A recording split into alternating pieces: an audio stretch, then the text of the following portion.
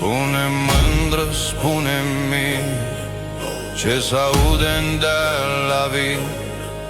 Nu e glas de turturele, nici nu-i zvon de rândunele.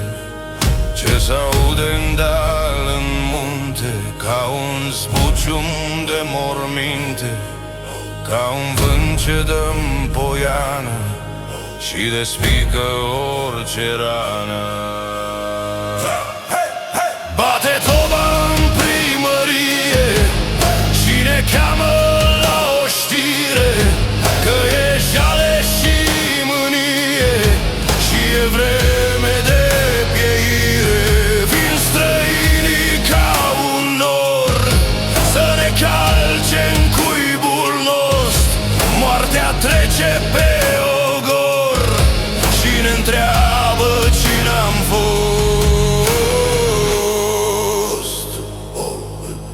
Și s-au dus flăcăi, i-au mânat pe calea văi, i-au dus negrele cătane să se bată cu dușmanii.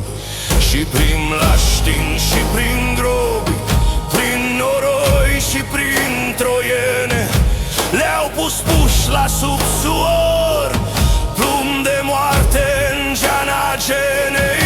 S-a bătut în miază noapte, s-a bătut în miază zăzi. N-au avut un strop de apă, n-au avut un colț de pâine.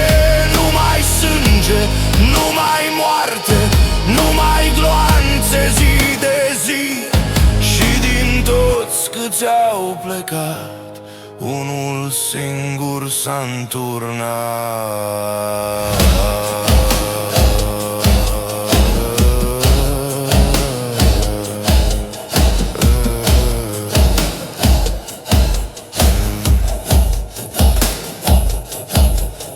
Vine un om pe drum la vale, vine șchiop, se ține în jale. Vine un om cu haina ruptă, fără ochi, bătut de luptă. N-are mâini să dea pomană, n-are grai să spună rană. Trece mut prin satul lui, ca un vis al nimănui.